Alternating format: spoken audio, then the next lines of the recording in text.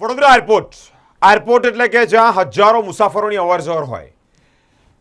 એક રાજ્યમાંથી બીજા રાજ્યમાં, એક શહેરમાંથી બીજા શહેરમાં લોકો અહીંયા એર ટ્રાવેલિંગ કરતા હોય અને તેની સામે એટલે કે એરપોર્ટની બહાર નીકળો એટલે સામે જ પાણીની લાઇનનું કામકાજ, એ કામકાજ અંતર્ગત ખોદવામાં આવેલો ખાડો અને ખાડાની જે કામગીરી છે તે તકલાદી કરવામાં આવી. આખો રોડ બેસી ગયો. રોડ બેસતાની સાથે જ સિમેન્ટ ભરેલો એક ટ્રક જે આ ખાડામાં ખાબક્યો છે. કયા પ્રકારનું કામ કરવામાં આવ્યું હોય તે તો એક મોટો પ્રશ્નાર્થ છે જ, પરંતુ શહેરની ગરિમા એટલે કહેવાય કે આવતા જતા જે મુસાફરો છે તે શહેરની શું ઓળખ લઈને જશે? એરપોર્ટની બહાર જ આવા દ્રશ્યો છે તો શહેરની ઓળખ કઈ રીતે લઈને જશે? શહેરને શું ટેગમાર્ક આપીને જશે? અલગ અલગ પ્રશ્નાર્થ વચ્ચે સામાજિક કાર્યકર્તાએ ગંભીર આક્ષેપ કર્યા છે. સ્માર્ટ સિટીની વાતો કરતા પાલિકાના અલગ અલગ વિભાગના સંકલનના અભાવને કારણે વડોદરા શહેરના એરપોર્ટની સામેનો રોડ કે જ્યાં પાણીની લાઇન લીકેજ થયા બાદ યોગ્ય રીતે રોડનું પુરાણ ન થતાં સિમેન્ટની લાદી ભરેલો ટ્રક ફસાઈ ગયો છે. મળતી માહિતી મુજબ લીકેજ બાદ તંત્ર દ્વારા રોડનું યોગ્ય સમારકામ ન કરતા રોડમાં મોટો ખાડો સર્જાયો છે, જેના કારણે પસાર થતા ટ્રકનું પૈણું ખાડામાં ફસાઈ જતા ટ્રાફિકને અસર પડી છે. આ ઘટના બાદ સામાજિક કાર્યકર અતુલ ગામેચે તંત્રની કામગીરી પર સવાલ પણ ઊભા કર્યા છે. અધિકારીઓ વચ્ચે સંકલનનો અભાવ છે. ભ્રષ્ટાચારને કારણે આવા રસ્તાઓ વારંવાર ખોદાઈ જઈને અધૂરા રહે છે.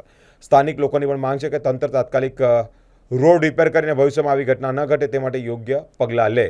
ટ્રક સાઇડ પર લગાવવા જતાં જ ટ્રકના આગળનો ભાગ બેસી ગયો હોય ત્યારે પુરાણ બરોબર ન થયું હોય, જેના કારણે ટાયર બેસ્યું હોય તેને કારણે તમામ ખર્ચ જે ડ્રાઈવર છે તે કહી રહ્યો છે કે હવે મારે ભોગવવાનો વારો આવ્યો છે. એનું થોડા દિવસ થયા, અહીંયા વાલ બગડેલો હતો. 4 મહિના જૂનો વાલ રિપેર કરાવડાયો તો વાલ રિપેર થયા પછી પણ રોડનું એ લોકોએ પુરાણ સરખું કરેલું નહોતું અને ખાડો ખાલી પેલું કહેવાય ને કે માટીથી ભરી દીધેલું હતું અને રોડ પાથર્યો નહોતો.